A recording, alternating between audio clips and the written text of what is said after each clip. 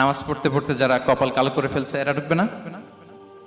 যারা হজ করতে করতে বড় হাজী সাহেব হয়েছে, জিকির করতে করতে হাতে 3-4টা তাসবিহ রেখেছে, তাদের কথা বলা হয়েছে? এগুলো নিঃসন্দেহে অনেক বড় আমল, কিন্তু সবচেয়ে বেশি জান্নাতে প্রবেশ করাবে যে আমল, বিষ্ণু বললেন, এক হচ্ছে আল্লাহর ভয়, আরেক হচ্ছে সর্বোত্তম আচরণ। প্রিয় ভাইরা, ইসলামের মেজাজটাকে চিনে নেন, ইসলামের এসেন্সটাকে বুঝে নেন। আমরা ভালো আচরণকে গুরুত্ব দিতে চাই না। অনেক নামাজি লোক দেখবেন নামাজ পড়তে পড়তে কপালে কালো দাগ ফেলে দিছে, বাসায় বউয়ের সাথে খারাপ আচরণ করে, খিটখিটে মেজাজের, প্রতিবেশীর সাথে শুধু ঝগড়া, কলিগ দেশে ঝগড়া, মারামারি, দুঃসম্পর্ক, এরকম আছে না? নাই বলেন, আছে না?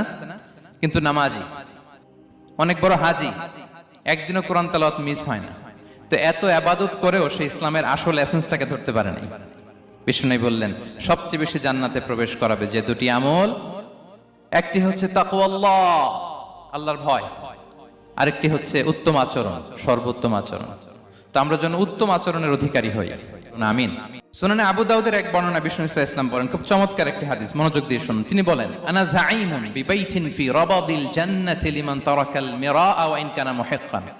আমি ওই ব্যক্তিকে জান্নাতের আঙ্গিনায় একটা ঘরের গ্যারান্টি দেই যে ব্যক্তি তর্ক করার সময় নিজে হক এটা জেনেও সে তর্ক থামিয়ে দেয়। অনেক সময় হয় না, অনেকে পায়ে পাড়া দিয়ে ঝগড়া করতে আসে, এরকম আছে না? নাই? আপনি চুপচাপ দেখবেন একটা বাজে কমেন্টস করতেছে, আবার কমেন্টের নিচে কমেন্ট, আবার গালি, হ্যাঁ, আছে না এরকম?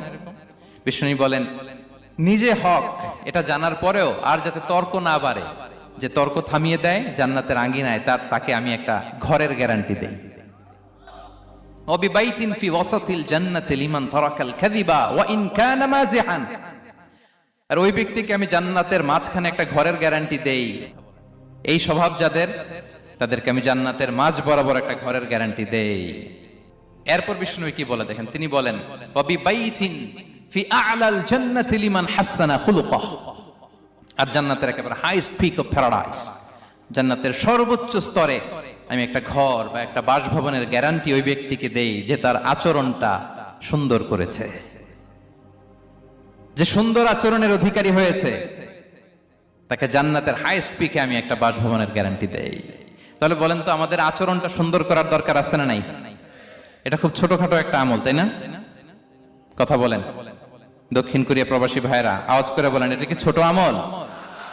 দেখলে সালাম দিব, সুন্দরভাবে কথা বলবো, ভালো উইশ করব, হ্যাঁ, হিংসা জিঘাংসা অহংকার থেকে মুক্ত থাকবো, খিটখিটে মেজাজের হব না, অলওয়েজ স্মাইলিং ফেস থাকবে আমার, হৃদ্যতাপূর্ণ আচরণ। এই কাজটা কি ছোট আমল? আওয়াজ করে বলেন, এই আমলটা কি ছোট না বড়? প্রিয় ভাইরা, বিষ্ণু ইসলাম সবার সাথে এরকম মাধুর্যতাপূর্ণ আচরণ করতেন, ছোট থেকে বড়, নারী থেকে পুরুষ, বন্ধু থেকে শত্রু, সবার সাথে সুন্দর আচরণ করতেন। এবং তার এই চমৎকার আচরণে মুগ্ধ হয়ে তার অনেক শত্রু মুহূর্তে তার বন্ধুতে পরিণত হয়েছে। বিষ্ণু ইসলামের কাছে যখন কোনো শিশু নিয়ে আসা হতো, তিনি তাহনিক করতেন, হাদিসে এসেছে, সিরায় এসেছে। তাহনিক কি? খেজুর চিবিয়ে খেজুরের মিষ্টি রস লালাসহ বাচ্চার মুখে লাগিয়ে দিতেন। আলেমদের কাছে, অনেক আলেমদের কাছে আসে, আমার কাছে অনেকে এসেছে বাচ্চাদেরকে নিয়ে। তো আমরা এই সুন্নাহর উপর আমল হিসেবে খেজুর চিবিয়ে এর রসটা মুখে ঢুকিয়ে দিয়েছি। বারাকা, বিষ্ণু ইসলামের বারাকা নেওয়ার জন্য আসতো ছোট্ট বাচ্চাদেরকে নিয়ে। মদিনায় যখন সাহাবারা হিজরত করলেন মক্কা থেকে, মুসলিমদের ঘরে সন্তান সন্ততি নাই, বাচ্চা কাচ্চা হয় না। ইহুদিরা টিটকারি করে, এই তো মুসলমানদের সন্তান নাই। সর্বপ্রথম যেই সন্তান হয়েছে তিনি হচ্ছেন আয়েশা রাদিয়াল্লাহু তাআলা আনহার বড় বোন আসমা বিনতে আবু বকরের ঘর উজাড় করে এক সন্তান এসেছে, পুত্র সন্তান, নাম হচ্ছে আব্দুল্লাহ। কি নাম? আব্দুল্লাহ ইবনে জুবাইর। তো আসমা আব্দুল্লাহকে কোলে নিয়ে বিশ্বনবীর কাছে আসলেন। বিশ্বনবী খেজুর চিবিয়ে ওনার লালা মিশ্রিত রস খেজুর সহ মুখে লাগিয়ে দিলেন। তো আসমা সবসময় গর্ব করে বলতেন যে আমার সন্তানের পাকস্থলীতে সর্বপ্রথম যেটা ঢুকেছে এটা হচ্ছে বিশ্বনবীর লালা মিশ্রিত খেজুরের রস। আল্লাহু আকবার। বাচ্চারা আসলে বিষ্ণু তাহনিক করতেন, এবং এটা ল্যাবরেটরিক্যালি প্রুভড, সায়েন্টিফিক্যালি প্রুভড যে বাচ্চার জন্মের পরে এরকম মিষ্টি দিলে, স্পেশালি ডেটস নির্যাস যদি দেয়া হয়, তাহলে এটা তার ইমিউন সিস্টেম বাড়ায়, রোগ প্রতিরোধ ক্ষমতা বাড়ায়, তার ব্লাড সার্কুলেশন বাড়ায়, রক্ত সঞ্চালন বাড়ায়। বিষ্ণু এটা করতেন।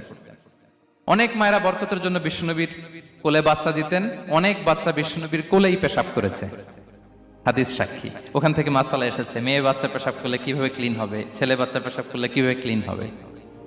বিশ্বনবীর কোলে নিয়েছেন, পেশাব করে দিছে ভরায়া। আল্লাহু আকবার। বাচ্চাদের মাথায় তিনি হাত বুলিয়ে দিতেন। যেই বাচ্চার মাথায় বিশ্বনবী হাত বুলাতেন, ওই বাচ্চার মাথায় খুব বেশি বেশি চুল গজাতো।